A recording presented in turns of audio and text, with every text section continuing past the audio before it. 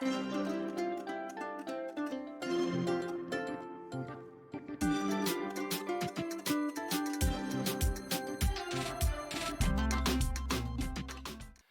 지금부터 어떤 분의 그 일대기를 요약해서 한번 소개를 하려고 하는데 혹시 누군지 한번 알아맞 주시면 좋겠습니다.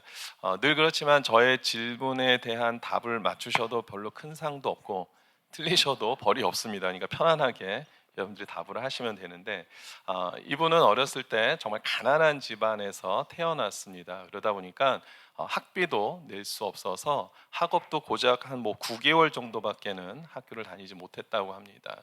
그리고 어린 시절에 어머니를 먼저 하늘 품에 하나님 품에 안겨드리는 또 그런 아픔도 겪게 됐고요. 그리고 근데 이 친구에게는 정말 어렸을 때부터 이 정치인문에 대한 꿈이 좀 있었나 봐요. 그래서 20대 초반부터 정치계 입문을 하게 되지만은 문을 두드리지만 결국은 다 낙선하게 됩니다. 그러면서 사업을 해봐도 사업도 또 실패해서 많은 빚을 지고 또 그 빚을 갚느라고 정신없이 살아가게 되죠. 그러면서도 끊임없이 이 정치계 입문을 위해서 문을 두드리고 그러는 가운데 계속 낙방을 하다 보니까 이 신경쇠약에 걸려서 입원도 하게 됩니다. 그러다가 이제 50대 초반이 되어서 드디어 미국의 16대 대통령으로 당선이 됩니다. 누구죠? 아브라함 링컨 대통령입니다. 여러분, 아브라함 링컨에 대한 스토리 아마 많이 아시고 계실 거예요. 그런데 이 아브라함 링컨이 이렇게 많은 실패를 거듭하면서 왜 사람인데 실망하지 않겠습니까? 왜 좌절하지 않겠습니까? 분명히 그도 실망하고 좌절하고 아픔을 겪었을 텐데도 불구하고 그에게는 단 한 가지 이런 생각이 있었다고 합니다. 실패는 끝이 아니다. 실패를 통해서 나는 새로운 도전을 하는 것이다라는 이런 확신을 가지고 계속해서 자기가 원하는 바를 향해서 나아갔다고 합니다. 그렇습니다. 실패보다 더 중요한 것은 실패 이후에 우리가 어떠한 자세를 가지고 살아가는가가 참으로 중요하죠.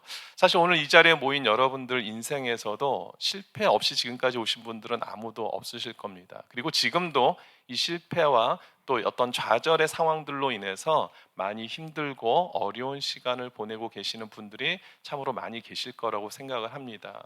오늘 그분들에게 오늘 이 말씀이 굉장한 도전이 될 수 있게 되기를 소원합니다. 또 하나님의 인도하심, 하나님 음성을 듣는 오늘 귀한 시간이 되기를 소원합니다. 비록 우리가 실패를 통해서 마음이 힘들고 움츠려지고 그리고 자신감이 떨어지고 밥맛도 없고 우울증도 걸리고 정말 사는 게 아닌 마음이 있다 할지라도 여러분 반드시 기억하셔야 될 것은 뭐냐면은 이 여러분들이 당하고 있는 이 고통 속에서도 실패 속에서도 하나님은 여전히 일하고 계신다라는 겁니다. 아멘이십니까? 하나님 여전히 여러분들의 이 고통과 실패 속에서도 여전히 일하고 계실 뿐더러 여러분들이 이 실패와 고통 속에서 다시 회복되기를 누구보다도 원하신다는 사실을 믿으시기 바랍니다. 오늘 그 믿음을 가지고 오늘 이 말씀을 통해서 그렇다면 하나님께서 이 실패와 고통 가운데 있는 자들을 어떻게 인도하고 계시는가, 어떻게 하나님의 방법 가운데 회복시키시는가를 우리가 한번 살펴보았으면 좋겠습니다. 우리가 지난 시간까지 어떤 내용을 우리가 살펴보았냐면은 이스라엘 백성이 여리고성 정복 이후에 아주 사기 충천해서 다음에 어디를 공격합니까? 아이성을 공격하죠. 근데 아이성을 공격했는데 그 결과는 비참한 패배를 당하게 됩니다. 이렇게 되면서 그들의 마음이 얼마나 낙심 가운데 있는지를 보여주는 구절이 여호수아서 7장 5절에 나와 있는데 여기에 보면은 이렇게 표현이 되어 있습니다. 이 이스라엘 백성들의 마음이 녹아 물같이 되었다. 이 표현은 어떤 표현이냐면은 완전히 두려움에 사로잡혔다라는 거예요. 아이성 전투에서 패배를 하고 나니까요, 이젠 더 이상 뭔가 살아갈 의욕이 없어요. 너무나 두려움에 빠진 거예요. 우리가 다시 이런 전쟁을 할 수 있을까? 우리가 이 성을 빼앗을 수 있을까? 이런 두려움에 완전히 빠로잡히게 되었다는 겁니다. 그런데 여러분, 이 두려움에 사로잡히는 이 표현이, 이 마음이, 이 감정이 사실은 원래 이스라엘의 것이 아니었거든요. 여호수아서 2장 그 앞장에 보면은 2장 9절에 보면 이 마음이 누구의 마음들이었냐면 가나안 족속의 마음이었습니다. 이 사람들이 이런 마음을 가졌어요. 너희를 심히 두려워하고 이 땅 주민들이 다 너희 앞에서 간담이 농나니 지금 기생 라합이 한 이야기거든요. 야, 우리 부족 사람들이 너희들을 생각할 때마다 우리는 지금 너무나 두려움에 떨고 있어. 원래 지금 이게 가나안 민족의 마음이었는데 지금 아이성 전투에서 이스라엘이 패배하면서 이 마음이 이스라엘에게로 옮겨갔습니다. 원래는 이스라엘의 것이 아니었어요. 이 마음 감정은 이스라엘 것이 아니었습니다. 그런데 이제 이 아이성 패배로 인해서 이 마음이 이스라엘에게로 옮겨진 것을 보게 됩니다. 사실 우리 전쟁이 아니더라도 운동 좋아하시죠? 스포츠 좋아하시는 분들, 보통 스포츠 좋아하시는 분들 누군가와 이렇게 경쟁을 하면서 뭔가를 승리를 얻어야 되는 이런 상황에 놓여질 때 보면요, 기세 싸움이 되게 치열하지 않습니까? 또 군대는 사기다 이런 얘기를 하는데 우리의 어떤 그 정신 상태, 이길 수 있다라는 그런 신념, 확신, 이런 게 사실은 전쟁이든지 스포츠에서 굉장히 중요한데 지금 이제 기세가 완전히 이스라엘은 떨어졌고요. 이제 아이성은 반대로 사기 충천해졌습니다. 이제 다시 전투를 하게 되면 누가 이길 확률이 높습니까? 아이성이 이길 확률이 높습니다. 그런데 이스라엘 백성들이 이렇게 기세가 땅에 툭 떨어진 상태에서 전쟁을 하고 싶은 마음이 있겠습니까? 없겠습니까? 당연히 없죠. 여러분 옆에 분들한테 한번 얘기를 해보세요. 당신 뭐라고 얘기 좀 해봐. 이렇게 지금 질문을 하는데 아무도 입을 안 열고 계세요. 여러분 아이성 지금 전투에 이스라엘 백성들은 다시 올라가고 싶지 않을 겁니다. 이미 이 한 번의 패배로 인해서요, 아이성은 이전에 정복했던 여리고성보다도 더 난공불락의 성처럼 여겨졌을 거라고요. 다시 그 성을 공격하고 싶은 마음이 완전히 사라졌을 그 상황에서 하나님께서 오늘 보면 1절에 보니까 무엇을 명령하시냐면은 너희들 다시 아이성으로 가, 명령을 하시는 거예요. 어떻게 보면은 말이 안 되는 거잖아요. 하나님 이스라엘 백성들의 마음을 좀 배려해 주셔야 되지 않습니까? 지금 이스라엘 백성들의 사기가 완전히 땅에 떨어졌는데 어떻게 다시 아이성을 공격하라고 지금 명령하실 수가 있습니까? 좀 저들을 좀 입장을 좀 생각해 주십시오라고 그렇게 한탄할 수 있는 상황이죠. 그렇다면 하나님께서는 왜 이스라엘 백성에게 다시 아이성을 재차 공격하라고 명령하셨을까요? 그것은 하나님께서 하나님의 백성들이 그 실패한 자리에서 온전히 회복되기를 주님이 원하시기 때문에 그렇습니다. 이스라엘의 실패는 이스라엘의 실패였지 하나님의 실패가 아니었다라는 겁니다. 왠지는 이후에 이제 설명을 통해서 우리가 살펴보겠습니다.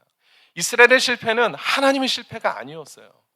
그럼에도 불구하고 이스라엘이 다시 도전하지 못하는 그 이스라엘 백성들을 향하여서 야, 이 전쟁의 주도권은 나에게 있다는 것을 알려주기 위해서 이스라엘 백성들을 하여금 다시 아이성으로 올라가게 하십니다. 그렇습니다. 하나님은 우리의 실패한 그 자리에서 여러분들이 심각한 트라우마를 겪고 있는 그 상황 속에서 다시 일으키시기를 주님이 원하신 줄 믿으시기 바랍니다. 그렇다면 하나님께서 이제 이스라엘 백성들에게 어떻게 이 힘든 상황 속에서 이겨나가게 하시고 회복시키시는지를 한번 살펴보겠습니다. 성공을 위한 또 회복을 위한 하나님의 특별한 계획하신 무엇인가? 첫 번째는 하나님께서 성도들의 회복을 위해서 무엇을 먼저 시키시냐면 온전한 회개를 원하신다라는 것을 우리는 말씀을 통해서 발견하게 됩니다. 죄에 대한 철저한 회개부터 시키시고 그 뒤에 회복을 시키시는 것을 보게 됩니다.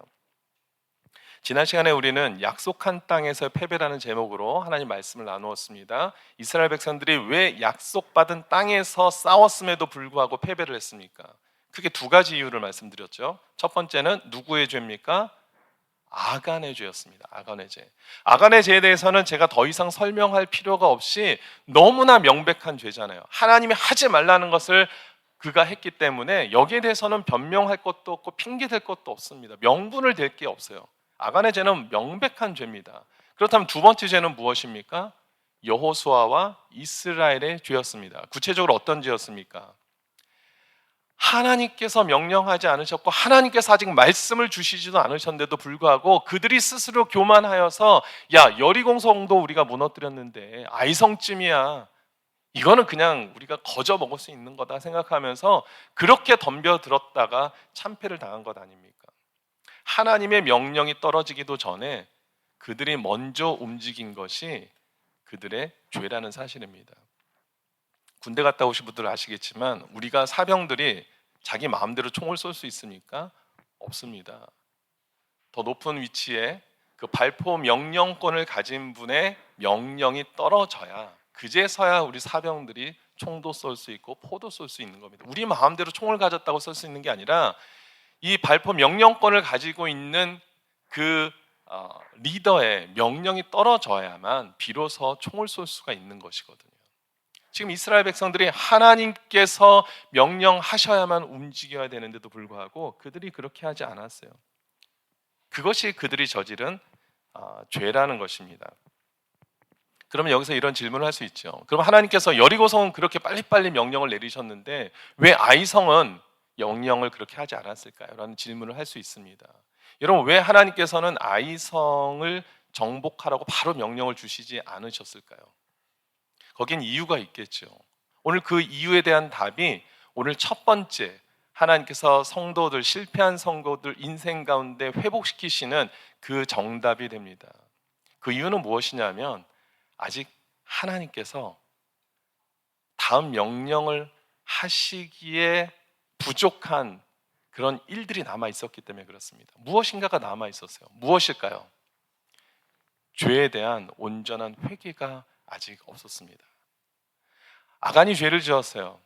여리고성이 무너졌고 아간이 죄를 지었습니다. 아이성을 정복해야 되지만 그 전에 하나님은 무엇을 원하시냐면 이 죄에 대한 해결을 원하세요. 죄에 대한 온전한 회개를 주님이 받기를 원하셨습니다. 하지만 회개가 이루어지지 않았어요. 주님은 기다리셨어요. 그런데 그 기다림을 참지 못하고 이스라엘이 두 번째 성인 아이성을 공격하다가 참패를 당한 것이죠. 여러분, 하나님은 죄에 대해서 언제나 대충대충 설렁설렁 얼렁뚱땅 넘기지 않으시는 분이세요. 하나님께서는요, 저와 여러분들이 가지고 있는 모든 죄를 지금도 다 기억하고 계십니다. 아직도 회개하지 못한 죄를 다 기억하고 계세요. 그 죄를 온전히 회개하기를 원하신다라는 것입니다. 아간의 죄에 대해서 회개가 없었어요. 그래서 그 시간을 하나님은 기다리셨습니다. 그리고 그 모든 죄에 대한 회개가 이루어지고 이스라엘 백성들과 여호수아가 가슴을 찢고 하나님 앞에 회개한 이후에 비로소 하나님께서 그들에게 명령을 하시죠. 오늘 1절 말씀을 다시 봅니다. 여호와께서 여호수아에게 이르시되 두려워 말라, 놀라지 말라, 군사를 다 거느리고 일어나 아이로 올라가라. 드디어 명령이 떨어지는 거예요. 그 명령이 언제 떨어집니까? 이스라엘과 여호수아를 비롯한 모든 백성들이 온전히 하나님께 참회하고 회개한 뒤에 비로소 하나님의 다음 명령이 떨어졌다라는 사실입니다. 내가 다 너희들에게 넘겨주었다. 이제 비로소 그 말씀을 듣고 이스라엘이 순종하여서 이제 공격하게 되죠. 여러분, 이 장면까지 들으시고 몇 가지 질문을 하겠습니다. 여러분, 하나님은 사랑의 하나님이십니까? 이쪽 분들이 조금 애매하죠. 하나님은 사랑의 하나님이십니까? 이것은 교회 안 다니는 사람들도 다 대답할 수 있는 겁니다. 그러면 하나님은 징계의 하나님이십니까? 약간 좀 애매하죠. 뭐라고 대답하면 또 제가 딴지를 걸 것 같고. 성경에 뭐라고 되는지 한번 보겠습니다. 시편 7장 11절과 12절 말씀을 우리 같이 한번 쭉 읽어보겠습니다. 시작. 하나님은 의로우신 재판장이시며 매일 분노하시는 하나님이시로다. 12절. 사람이 회개하지 아니하면 그가 그의 칼을 가시며 그의 활을 이미 당기어 예비하셨도다. 회개하지 않는 자들에게 징계하시는 하나님이라고 하나님은 분명히 우리에게 말씀하십니다. 많은 사람들이 우리 하나님을 사랑의 하나님으로만 그냥 인식하고 살아가지만 실제 하나님은 우리를 회개하지 않는 자들을 징계하신 하나님이라고 분명히 말씀하고 있습니다. 그러면 이 말은 하나님께서 사랑하시는 자를 버리신다는 그런 뜻으로 우리가 받아들여야 합니까? 그렇지는 않죠. 왜 그렇습니까? 히브리서 13장 5절 말씀을 보니까 그가 친히 말씀하시기를 내가 결코 너희를 버리지 아니하고 너희를 떠나지 아니하리라. 하나님의 징계가 있지만 이것은 하나님께서 하나님의 백성들을 떠난다라는 의미가 아니라 버렸다는 의미가 아니라는 겁니다. 그리고 히브리서 12장 6절에 보니까 주께서 그 사랑하는 자를 징계하시고 그가 받아들이시는 아들마다 채찍질 하심이라. 그러니까 하나님의 사랑이 있기 때문에 그들을 징계하신다라는 겁니다. 버리는 것이 아니라, 포기하는 것이 아니라, 그 징계를 통해서 그러면 하나님 무엇을 원하시는 것입니까?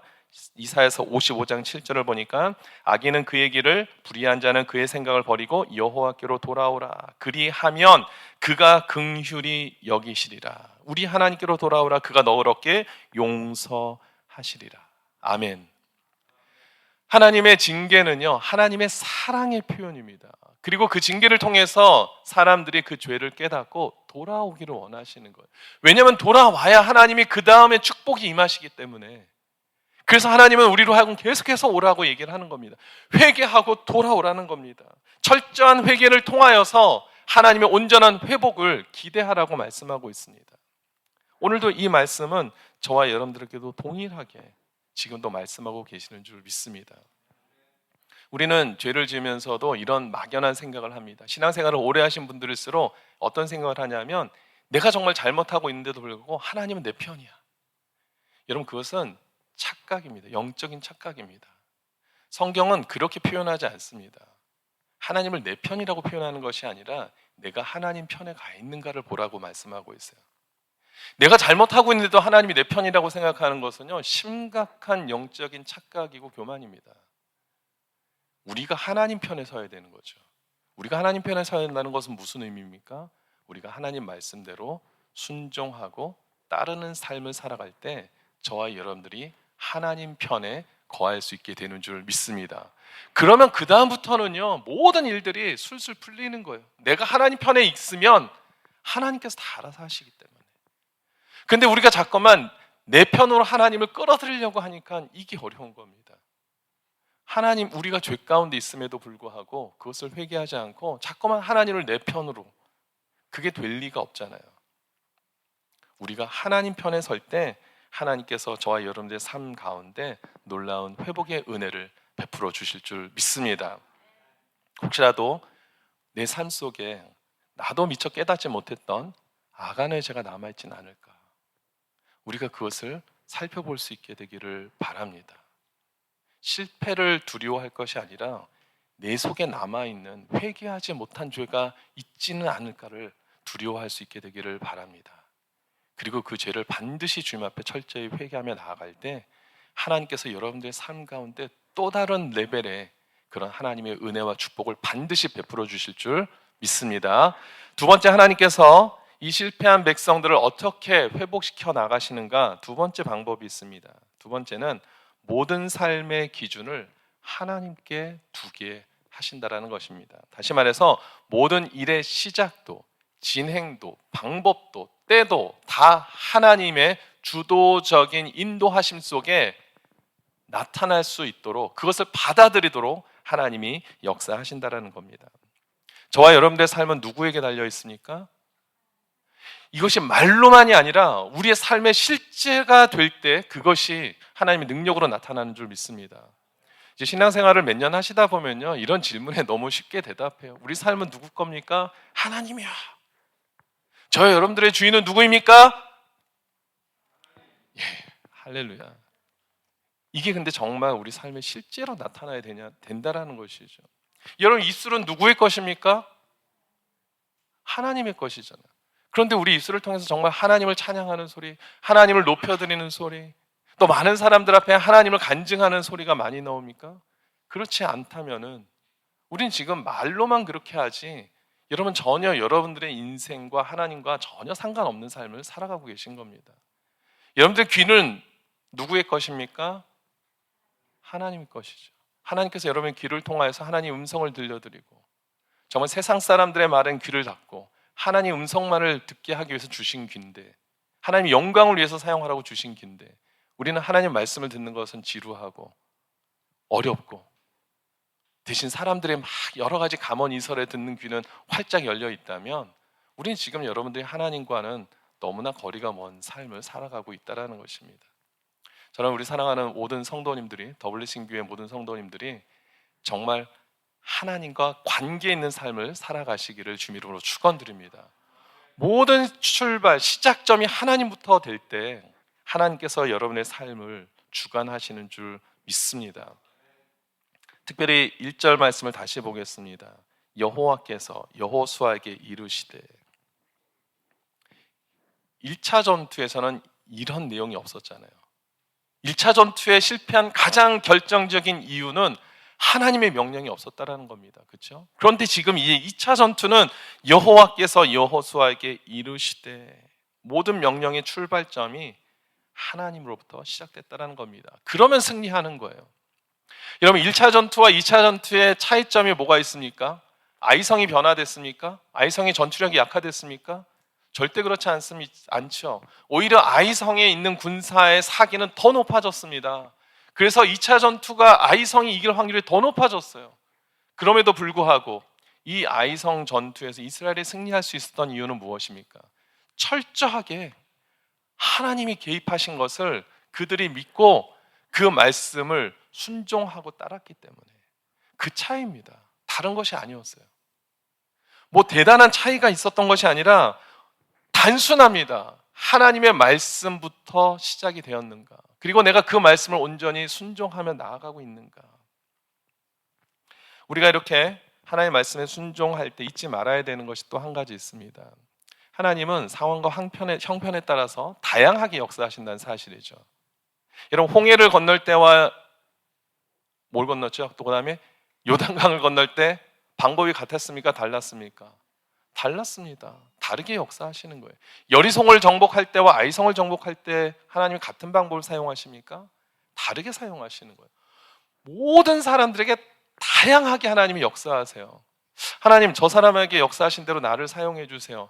그게 안 된다라는 겁니다. 하나님은 저와 여러분들에게 각각의 사람들의 그 성격에 맞춰서, 또 하나님 주신 은혜에 맞춰서 다양하게 역사하신다라는 겁니다. 그래서 하나님의 역사하심을 우리가 감히 예측할 수 없도록 하나님이 하신다는 사실을 잊지 마시기 바랍니다. 특별히 여러분, 2절 말씀을 한번 보십시오. 오늘 읽었던 2절 말씀 같이 한번 읽어보겠습니다. 시작. 너는 여리고와 그 왕에게 행한 것 같이 아이와 그 왕에게 행하되 오직 거기서 탈취할 물건과 가축은 스스로 가지라. 너는 아이성 뒤에 복병을 둘지니라 하시니. 아멘. 여러분, 여리고성을 정복했을 때는요, 이스라엘 백성들에게 무엇인가 하나라도 취하지 말라고 명령하셨죠. 근데 2절 말씀을 보니까 이제 아이성을 정복했을 때는 오직 거기서 탈취한 물건과 가축은 스스로 가지라라고 명령을 하십니다. 그러니까 만약에 아간이 정말 하나님의 때를 기다렸다면 이런 징계도 없이 정말 누릴 수 있는 것을 충분히 누릴 수 있지 않았겠습니까? 그것을 놓치는 거예요. 하나님은 다양하게 하찮은 역사하세요. 때마다 사람에 따라서 너무나 다양하게 역사하시는 것을 여러분 믿으시고, 하나님께서 나에게 가장 합당한 은혜와 축복을 주신다라는 반드시 그 믿음을 가지고 살아갈 수 있게 되기를 주님의 이름으로 축원드립니다. 여러분, 이것이 바로 두 번째 하나님이 실패한 백성들을 세우시는 방법이라는 겁니다. 하나님만을 의지하게 만드는 거죠. 욥이 이런 고백을 하죠. 욥기서 9장 12절에 보니까 하나님이 빼앗으시면 누가 막을 수 있으며 무엇을 하시나이까 하고 누가 물을 수 있으랴. 하나님이 하시는 일을 감히 인간이 이렇다 저렇다 할 수 없다라는 겁니다. 아무리 뛰어난 우리 인간들이라 할지라도 하나님이 하시는 일을 우리가 왈가불가할 수 없다라는 것을 욥은 인정했고, 그것을 깨달았고, 그것을 믿음으로 고백하며 실천해 나갔습니다. 여러분, 저와 여러분들이 늘 언제나 하나님 말씀이 기준이 될 수 있게 되기를 축원드립니다. 그래서 하나님 명령하시는 대로, 하나님이 우리에게 뜻하시는 대로 우리가 살아간다면, 그것도 하나님의 때에 맞춰서 그 일들을 이루어간다면 저와 여러분들은 반드시 이 실패 상황 속에서 온전한 회복을 이루게 될 줄 믿습니다. 이제 말씀을 정리합니다. 오늘 말씀의 핵심은 바로 이것입니다. 우리가 계속되는 실패가 있다 할지라도, 그리고 여러분 힘으로는 도무지 감당할 수 없는 실패를 할지라도 하나님은 반드시 무엇을 시키십니까? 회복을 시키십니다. 회복. 하나님 반드시 회복시키시기를 여러분들보다 더 원하세요. 여러분들이 나 회복되길 원해, 이런 마음을 가지시는 것보다 하나님이 여러분들을 향해서 더 회복시키시기를 원하는 마음이 더 크다는 사실입니다. 여러분들도 그렇잖아요. 여러분 자녀들이 어떤 일로 인해서 낙심하고 우울하고 침체되어 있는 모습을 보면 어떻습니까? 여러분이라도 뭔가를 해주고 싶잖아요. 내가 자녀들을 위해서 뭔가라도 좀 해주고 싶지 않습니까? 여러분들의 부모님들은 어떠셨어요? 여러분들이 힘들고 실족하고 낭망했을 때 누구보다도 여러분 부모님들이 가슴 아파하면서 여러분들을 일어나게 하기 위해서 노력하지 않으셨습니까? 육신의 부모님도 그리할진데 우리 천부 하나님께서는 얼마나 그 마음을 가지고 계시겠습니까? 여러분들의 실패를 누구보다도 회복시키기를 원하시는 분은 하나님이신 줄 믿습니다.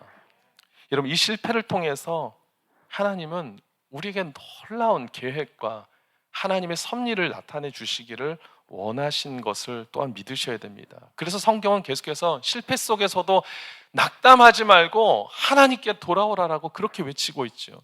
요에서 2장 18절에 보니까 그때 여호와께서 자기의 땅을 극진히 사랑하시어 그의 백성을 불쌍히 여기실 것이라. 하나님이 우리를 얼마나 불쌍히 여기시는지를 여러분들이 깨달을 수 있게 되기를 바랍니다. 그래서 주님께로 돌아가면 주님께서 그 이후의 일들은 주님께서 맡아 해결하십니다. 여러분, 돼지라는 동물, 돼지 아시죠? 돼지.